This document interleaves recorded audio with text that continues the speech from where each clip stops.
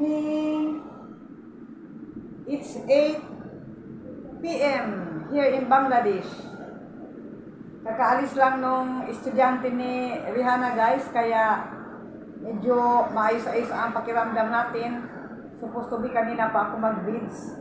Kaso, alam nyo na, I wanna inform you guys na bukas nga pala, alhamdulillah, magpa-check up na ako dahil nababother na ako sa health ko dahil mag 1 month na. Feeling weakness, tapos feeling dizziness, kaya di talaga pa-check up na guys dahil anuhin ko muna yung, gamitin ko na lang yung ano namin, mag-budget na lang sa pagkain guys, mag-budget na lang tayo sa pagkain, unahin na lang natin ang ano natin, ang pang check up. Kaninang umaga, nagpa-appoint na ako dahil kasi dito kasi sa Bangladesh, yung mga doctors, may ano sila, may work sila in the morning, nandoon sila sa hospital na pinagtatrabahoan nila. Tapos at night, libre na ang time nila, yung parang part-time nila, ano sila sa ibang hospital, ang tawag dito chamber. May ano sila, doon sila uupo ng mga 3 hours. Yan, parang part-time na yun. Kaya ganoon. Kaya kaninang umaga, nagpa-appoint ako siguro mga 10 a.m. Sabi ko kay Rihanna, tawagan niya yung hospital kasi kilala ako ng doktor na yun guys. Dahil 2 rides pa yung ano nila, yung hospital na yun. Kaso kilala na kasi ako, kaya feel at ease ako sa kanya magpa-check up. Meron dito sa amin 1 ride lang. Kaso hindi ako kilala. Yun na doktor, kilala na ako dahil nakapag-check up na ako dati. Kaya nagpa-appoint si Rihanna kaninang umaga, 10 a.m. Bukas ang doktor, Saturday, Monday, and Wednesday ang ang upo niya. From 7 to 10 at night.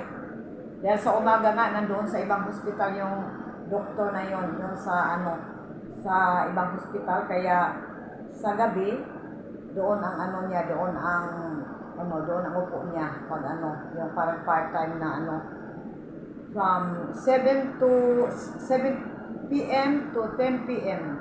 Kaya gabihin kami bukas pag uwi ni Rihanna dahil nasa 25 ang appointment number namin. Biro mo, kanina umaga kami, alas 10 ng umaga nagpa-appoint.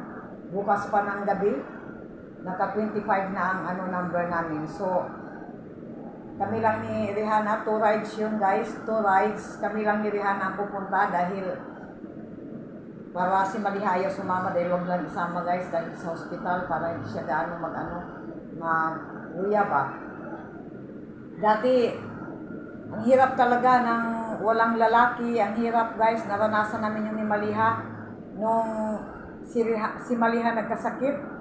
So, hindi kasi magkasya sa tricycle ang tatluhan. Kaya kami lang ni Maliha. Talagang inako ko yung responsibilidad ng isang lalaki. Ang hirap talaga guys, kaya pinsan ako?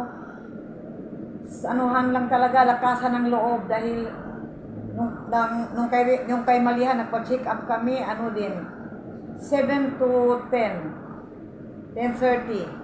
Tapos si Maliha noon siguro natapos kami mga 10 o'clock na kami natapos nung kay Maliha.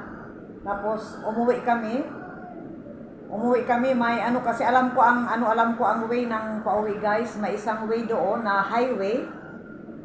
Medyo doon kasi kadalasan dito kasi sa Bangladesh mga 11 madaming tao pa dahil alas 11 kadalasan ang uwian ng mga yung mga may nag-work. Tapos kaya kahit 11 may may mga tao pa sa daan. So nang umuwi kami ni Maliha that time, doon kami dinaan sa madilim guys. Natakot ako kung bakit kami dinala nung yung driver ng ng rickshaw. Tapos sa taas may bridge, talagang talagang wala nang tao, tulog na yung mga driver ng rickshaw. Natutulog doon sa may daanan. Natakot na ako baka may ibang pinaplano yung driver dahil kami lang ni Maliha. Tapos wala na talagang katao-tao sa baba kasi ng ano nyo, baba kasi ng bridge, dinaan kami. Tapos hininto kami doon sa talagang hinto na wala ng kataong-tao. Sabi ko sa kanya, dalhin mo kami doon sa pataas ng bridge, kahit magbayad na lang ako ng 150 o 200 para maano lang, para kasi pag ibaba kami, maglakad kami, nakakatakot. Kaya mabuti, alhamdulillah guys, dinaan kami, safe kami na dinaan niya. Dahil pag sa kabilang ano, ewan ko bakit kami dinaan doon sa madilim na madilim. Sabi ko, bakit mo dinaan? Hindi na kinig yung driver. Hinayaan ko na lang kasi baka minsan kasi madaming ano din, madaming lasinggero na mga driver. Kaya hinayaan ko na lang dahil mahirap. Kaya ang hirap magbiyahe. Bukas naman gabihin kami ang uwi ni Rihanna. 2 rides pa, mga 11 na siguro makauwi kami ng bahay. Anuhan lang guys, lakasan lang ng loob. Ang hirap, ako ang nanay, ako ang tatay. Andito pa sa ibang lugar, hindi pa ako marunong mag-communicate. Kaya si Rihanna, mabuti sila ang nakikipag-communicate sa daan pag umaalis kami.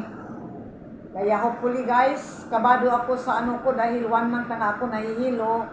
Kabado ako sa, nabother ako sa ano ko, kung ano itong naramdaman ko. Hopefully, pray lang kayo sa akin guys na okay ang lab test ko, ang ano ko, ang laboratory test, blood test. Dahil ang hirap magkasakit ng walang source of income, wala ka man lang sandigan. Buti kung nasa Pinas na ako dahil medyo ma-feel at ease na ang kalooban ko. So, hopefully, maging okay ang blood test ko bukas guys. Prayers nyo lang. Okay, hanggang dito na lang. Maraming salamat sa mga nag-love, sa mga nag-advise sa akin, sa mga lahat-lahat ng mga love ninyo sa amin. Thank you so much. Sana pagpalain tayong lahat ng more blessings sa atin lahat. More blissful years, good health sa atin lahat. Yun lang naman ang prayers ko, good health guys. Okay, maraming salamat sa inyo. Thank you, sa susunod ulit. Thank you. You're the night sky trying to make me see